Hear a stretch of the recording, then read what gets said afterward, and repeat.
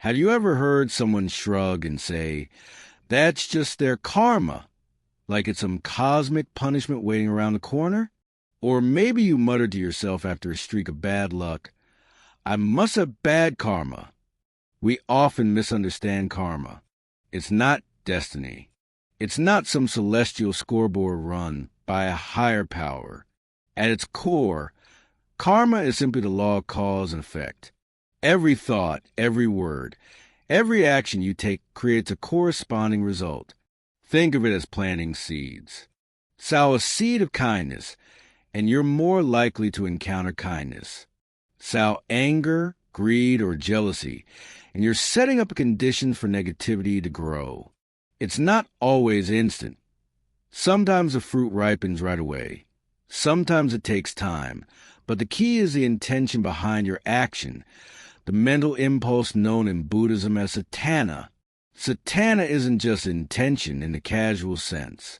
It's the volitional force that drives your actions, the inner compass that shapes the trajectory of your life.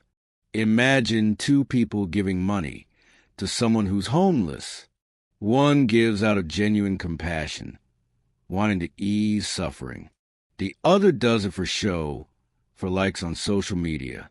The act is identical, handing over money, but the intention, the 𝐶𝐻, is worlds apart.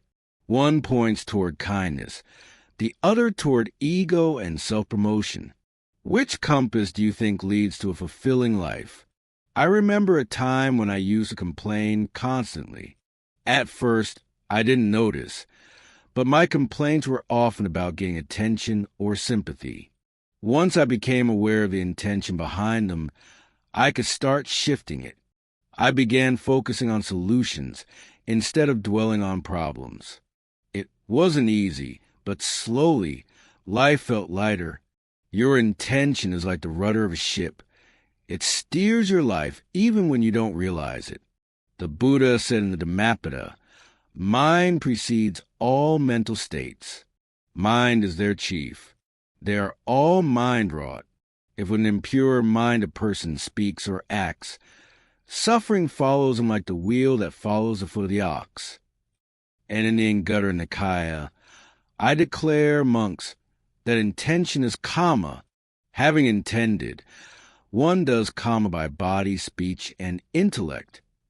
It all comes down to this. What motivates you? What kind of mind are you cultivating? This isn't mystical. Consider it practically. If you constantly criticize your colleagues, are you likely to foster strong relationships? Probably not. Your actions create reactions. This is karma in its most ordinary sense. Newton's third law even gives us a neat analogy. For every action, there's an equal and opposite reaction. Karma is similar, though on a psychological and moral level. Wholesome intentions rooted in compassion, kindness, and wisdom create positive karma. Unwholesome intentions fueled by greed, hatred, and delusion create negative karma. These intentions leave imprints or samskaras in your consciousness, tendencies that shape how you respond in the future. If anger is your default reaction, you're strengthening that pattern each time it arises. It becomes a deeply worn path in your mind. Karma is like ripples in a pond. You toss a stone, your action, and the ripples spread outward, affecting not only you but others around you, sometimes in ways you can't immediately see. And here's the empowering part. Karma isn't fixed. You're not trapped by past actions. Every moment is a chance to plant different seeds. Awareness of your mind through mindfulness is the first step. Close your eyes, breathe naturally. Notice your thoughts and feelings without judgment. Are you self-critical? Impulsive? Just noticing is enough to start change. Transforming karma isn't about perfection overnight. It's about consistent, small steps. Every act of kindness, every shift in awareness begins to rewrite the patterns in your consciousness. Your present choices shape your future, and the ripple effects might even stretch beyond what you can imagine. If you find yourself resonating with this, take a deep breath now and commit to observing your intentions today, because these small, mindful acts are the seeds of more compassionate and fulfilling life. And if you want to explore more about how intention, karma, and even rebirth shape our reality, subscribe and join this journey, because understanding these principles can truly transform how we live each moment. When we talk about karma, it naturally leads to a bigger question: what happens after we die? The idea of rebirth can feel strange at first, even a little like a story from a fantasy novel.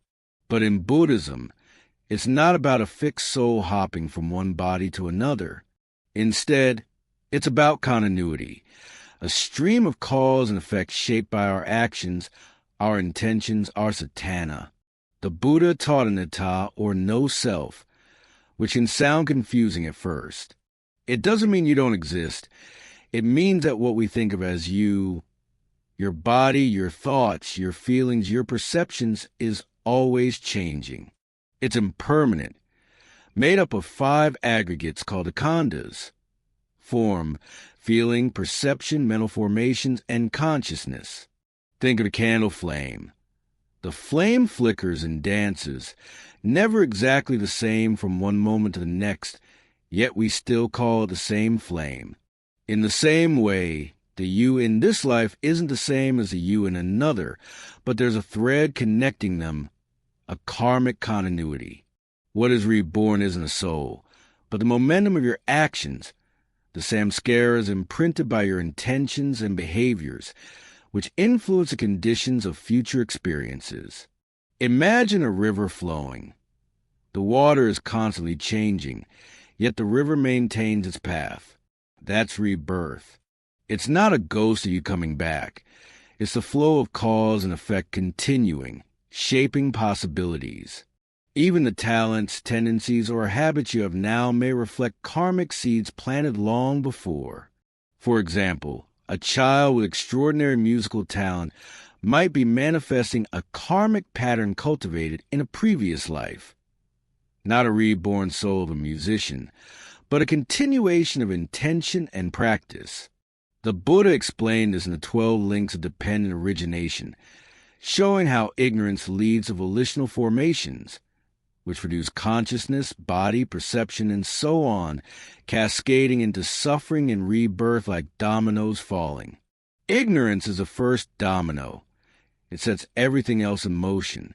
Understanding rebirth isn't meant to scare you. It's meant to motivate responsible living. Every action you take, every thought you entertain, has consequences that stretch beyond the present moment. Even if we never see those consequences in this lifetime, they exist in the karmic flow. And the ultimate aim isn't just a better next life, but liberation from the cycle of birth and death itself, nirvana, the cessation of suffering. Symbolic stories, like the Jataka tales, bring this to life. Once, the Buddha was born as a monkey king who sacrificed himself to save his troop from a human threat. That act of selfless compassion rippled across lifetimes, ultimately contributing to his path toward Buddhahood. These stories aren't literal history. They illustrate the enduring power of intention, showing that even small acts of kindness or courage can have far-reaching effects. The practical takeaway is clear. Understanding rebirth encourages mindfulness, ethical conduct, and compassion. Your choices matter not only in the moment, but in the unfolding flow of life. If this perspective resonates, let it guide your daily actions. Subscribe and continue this journey with me, because the more we understand rebirth and karma, the more empowered we are to shape our lives consciously, creating patterns of goodness, wisdom, and compassion that echo far beyond the present moment. So far, we've talked about karma and rebirth, but let's push the idea even further. What if the future isn't just in this life, or even the next? What if there are countless universes, and our actions ripple beyond the one we can see? The multiverse is a concept from modern physics, Quantum mechanics and string theory suggest that our universe might be just one of many, maybe even infinite, each with its own laws of nature, histories, and possibilities. Imagine bubbles floating in a vast cosmic foam. Each bubble is a universe, some familiar, some completely alien. Now, long before physicists proposed this idea, Buddhist texts were already describing countless world systems, or 𝐂𝐴𝐽𝐽𝐽𝐿a. These are not simply metaphors for different states of mind. They are described as vast, interconnected realms, each with their own beings, heavens, hells, and sometimes Buddhas teaching the Dharma. Some texts even describe an astonishing hierarchy. 1,000 world systems make a small 𝐂𝐴𝐽𝐽𝐽.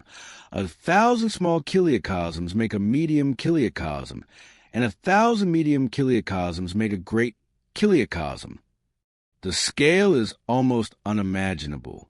The Lotus Sutra describes a Buddha emitting light that illuminates countless world systems, each with beings learning and growing in their own realms.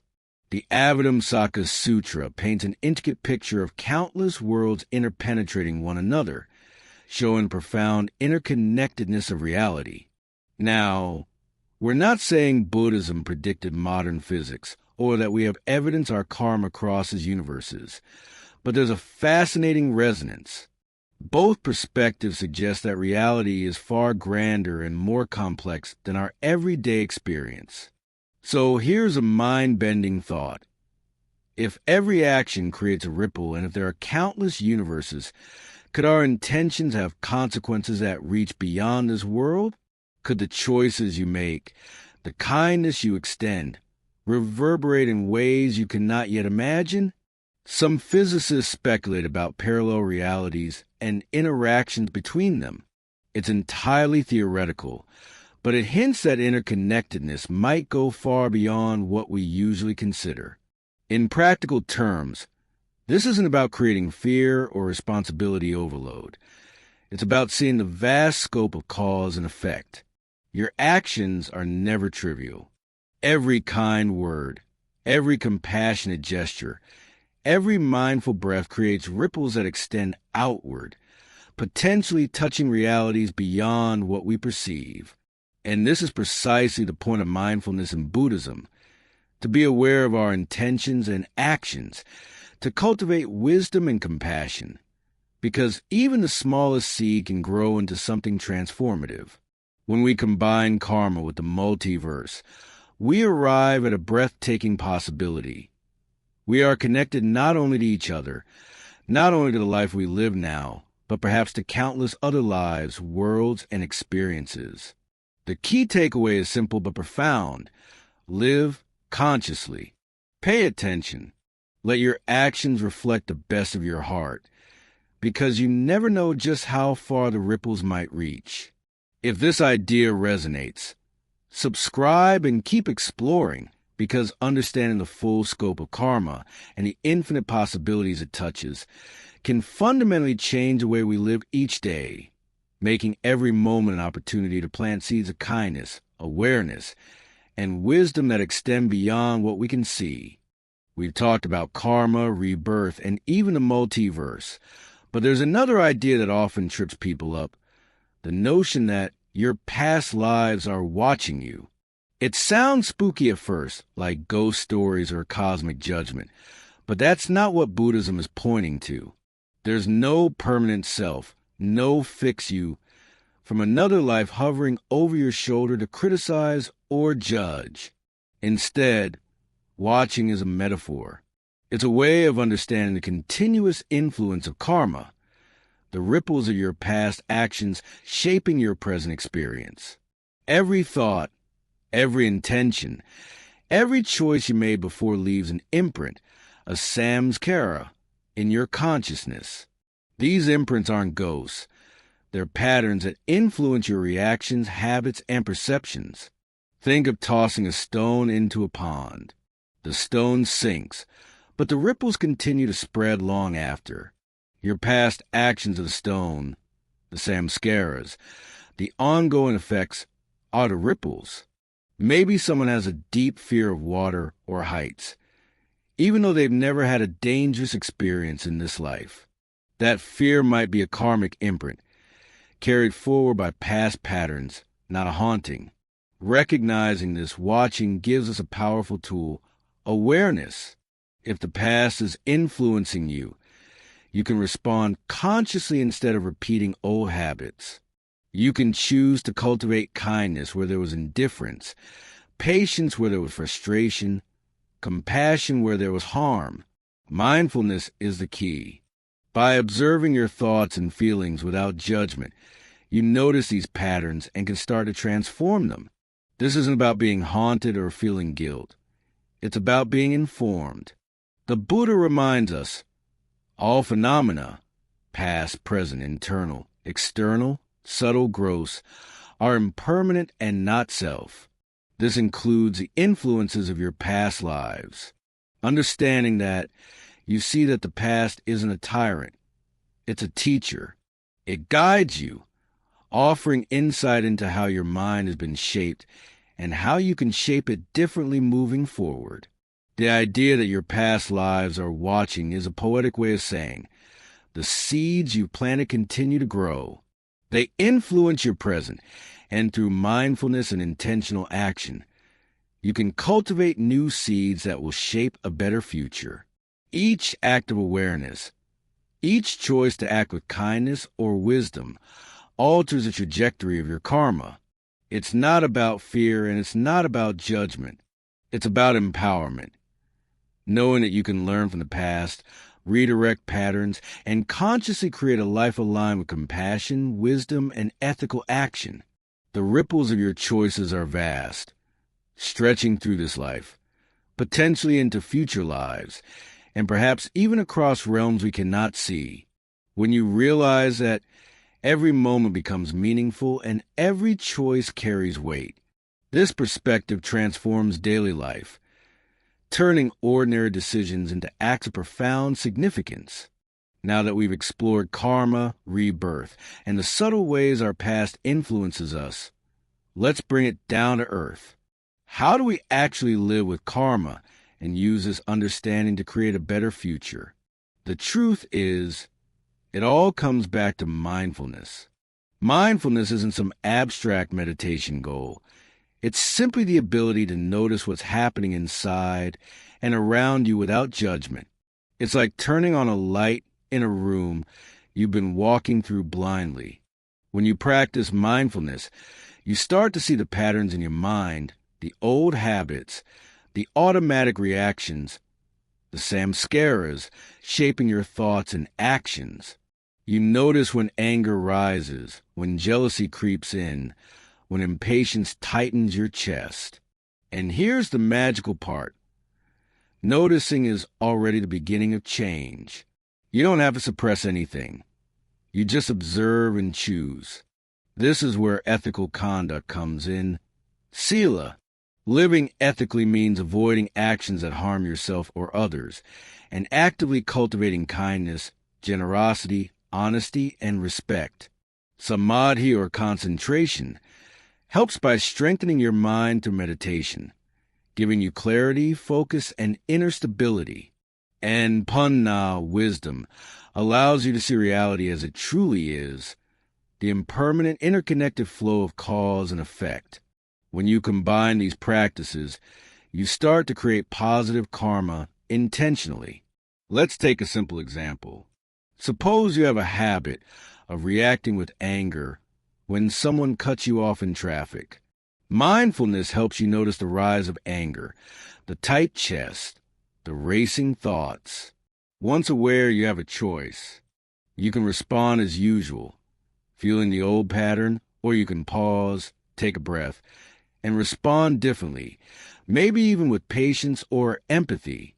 That pause, that choice, plants a new seed in your consciousness, slowly weakening the old pattern and strengthening a new, more wholesome tendency. Over time, these small, conscious actions accumulate, shaping your character, your relationships, and even your future experiences. The Buddha summarized it simply.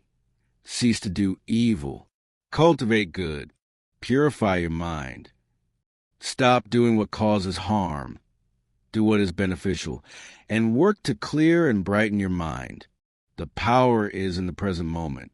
You cannot change the past, but every mindful action now creates ripples that influence the future.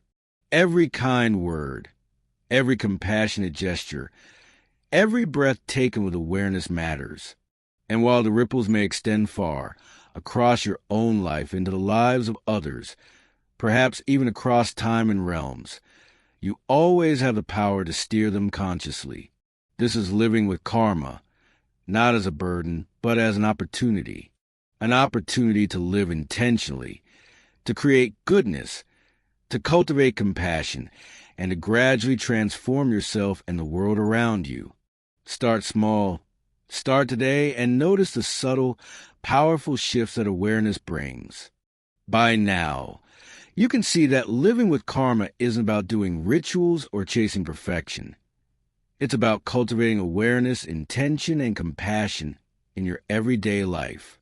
Part of this practice is understanding the four immeasurables or Brahmaviharas, which are like guiding lights for your heart and mind. The first is loving kindness or metta, wishing happiness and well-being for all beings, without exception. Then comes compassion, karuna, the wish for everyone to be free from suffering, to relieve pain wherever you can. Empathetic joy, mudita, is about genuinely rejoicing in the happiness and success of others, rather than feeling envy or resentment. And finally, equanimity, upekkha, which helps you maintain balance and composure amid life's ups and downs, seeing them with calm and perspective. These qualities aren't abstract ideas. They're practical tools that reshape your mind and your karma. Think of someone who gets easily frustrated or angry. Mindfulness helps them notice the emotion as it arises, the tension in their chest, the heat in their face, the racing thoughts. Then, with compassion and equanimity, they can choose a different response. They can pause, breathe, and respond with understanding or patience, planting a new seed instead of reinforcing the old pattern. Over time, this rewires not just habits, but character itself. Science has even started to catch up with these ideas. Studies show that consistent mindfulness and meditation practice can physically change the brain, improving focus, emotional regulation, empathy, and even resilience. So what Buddhism has taught for millennia is now finding confirmation in modern neuroscience. Our thoughts and intentions are powerful. They leave imprints, they shape our behavior, and they ripple outward in ways we often don't see. Living with karma, then, is less about fearing the past or worry about the future, and more about embracing the present.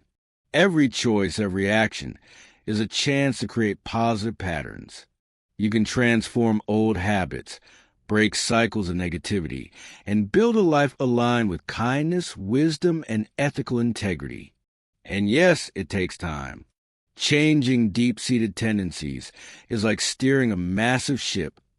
It doesn't turn on a dime, but small, consistent efforts accumulate, slowly but surely shifting your course.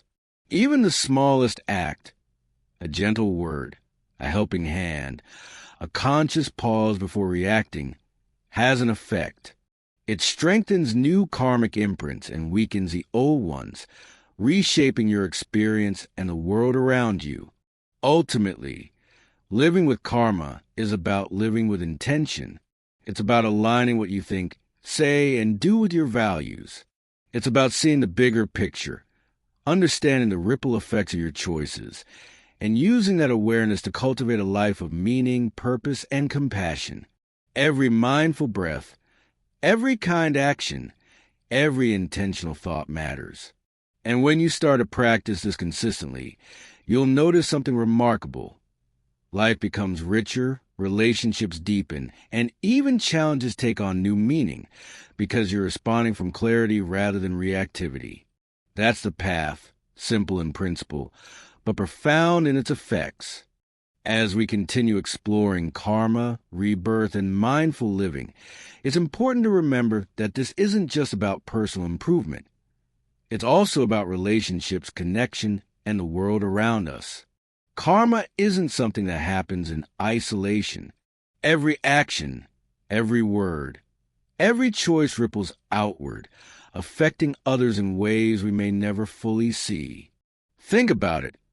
A kind word to a stranger, a moment of patience with a co-worker, a simple gesture of generosity.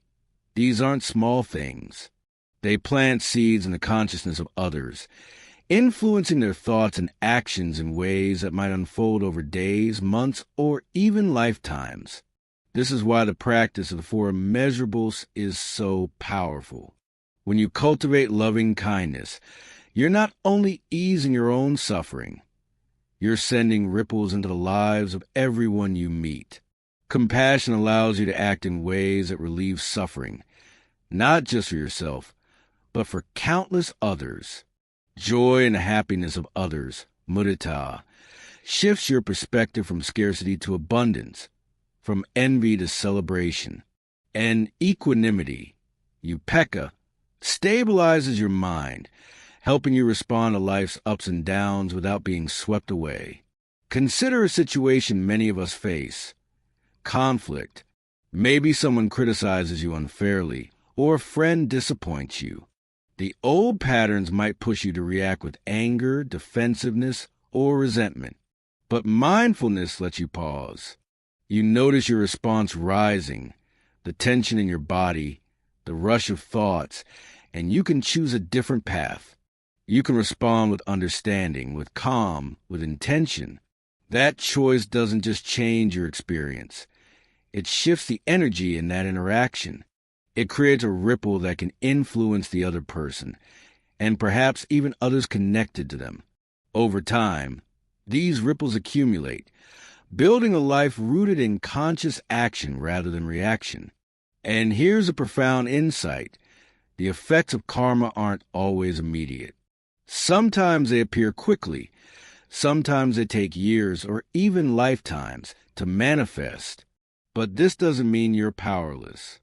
Every moment offers a chance to plant seeds of kindness, patience, and wisdom.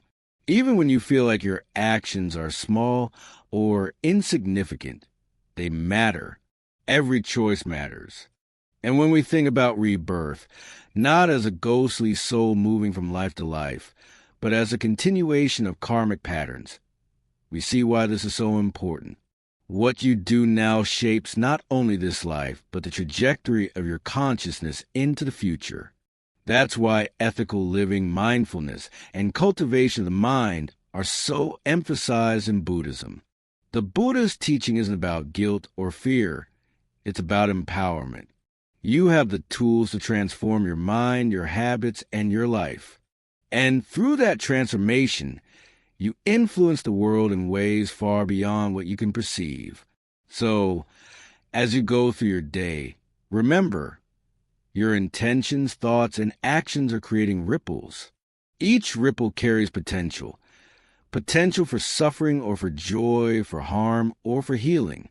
By cultivating mindfulness, compassion, and wisdom, you can shape those ripples into waves of positive influence, touching not just your life, but the lives of countless others. And in doing so, you participate in something bigger than yourself, a living, flowing web of cause and effect that connects us all. By now, you've probably noticed a theme running through all of this. Everything is connected and everything matters. Karma isn't some abstract cosmic scoreboard. It's not about punishment or reward. It's about understanding cause and effect, about seeing the consequences of our intentions and actions unfold over time. And rebirth isn't about some soul hopping from one life to another. It's about the continuity of patterns, our habits, tendencies, and the ripples of our choices.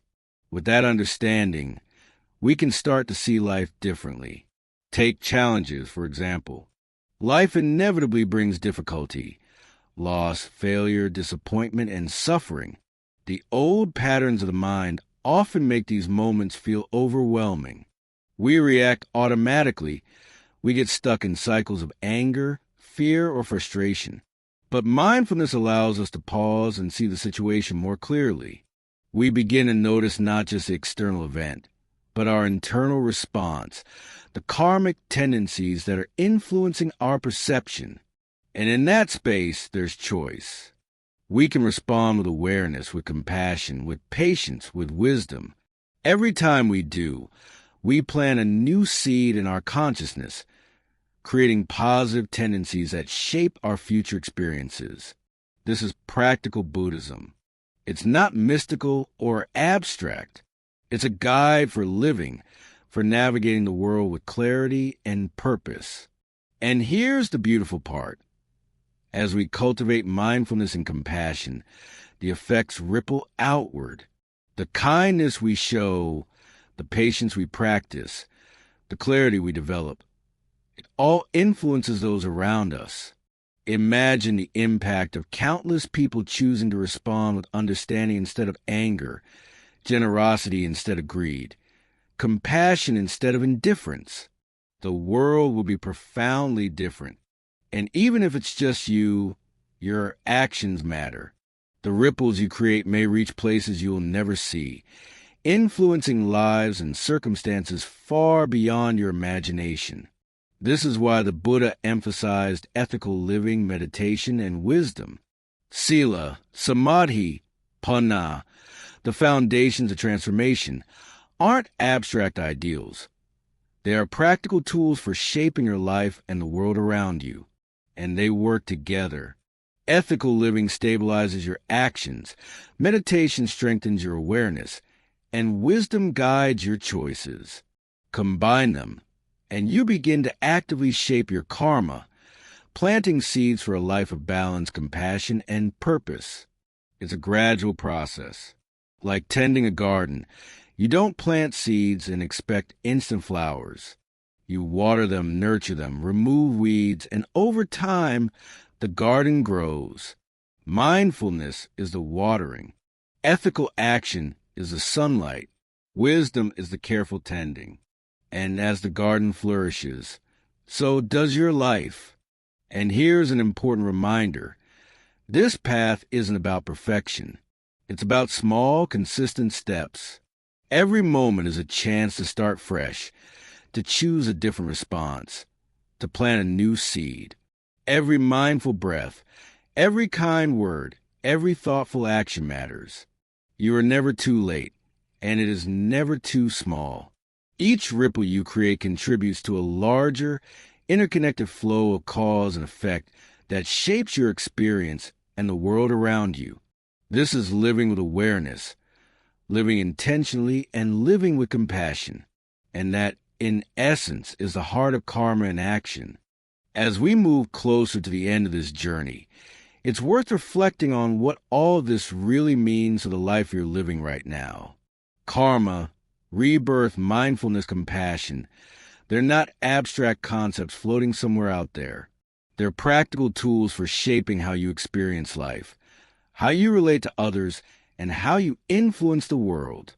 Every action you take, every thought you entertain, every intention you nurture contributes to this vast, interconnected web of cause and effect. Think about your daily life. How often do we react automatically, driven by old habits, conditioned patterns, or unexamined emotions? We snap at someone for a small inconvenience. We judge ourselves harshly for a mistake. We gossip. We compare. Each of these moments reinforces old karmic patterns, strengthening tendencies we might later regret. But here's the key.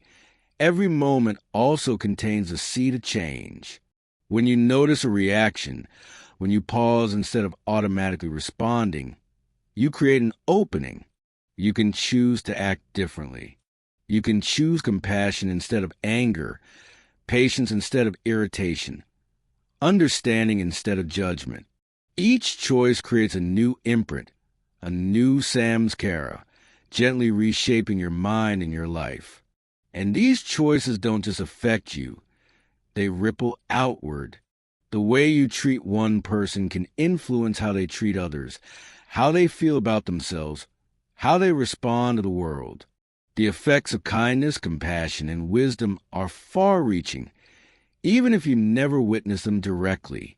This is why the Buddha emphasized the cultivation of mindfulness, ethics, and wisdom as a holistic practice. It's not enough to simply intend well. You must also act with awareness and clarity. Meditation helps train your mind to notice without reacting. Ethical living ensures your actions do not create harm. Wisdom gives you insight into the impermanent, interconnected nature of existence. And when you combine these practices, you start to live in a way that actively transforms your karma, shapes your future, and contributes to the well-being of others. Even when life is difficult, when suffering arises, you can respond with awareness and compassion, planting seeds that will bear fruit in ways you cannot yet see.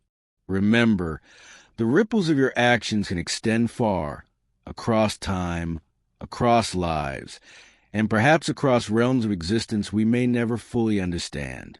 And in all of this, there is hope and empowerment.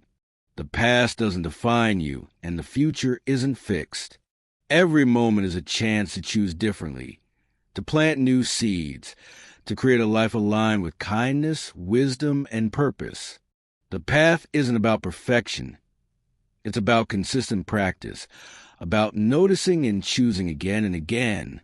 Every mindful breath, every intentional thought, every compassionate action contributes to a larger tapestry of cause and effect.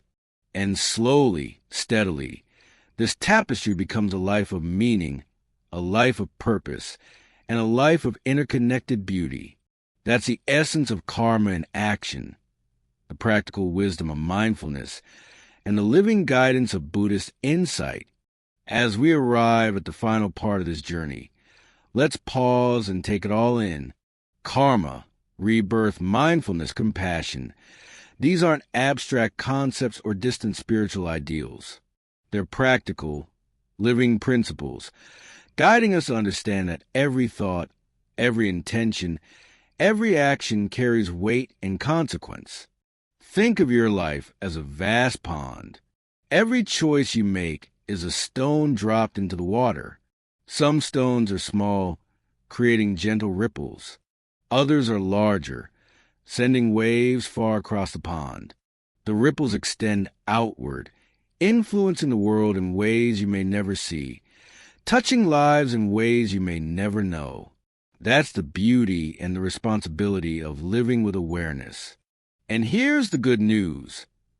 No matter what your past has been, no matter what karmic patterns you've inherited or created, you always have the power to choose differently.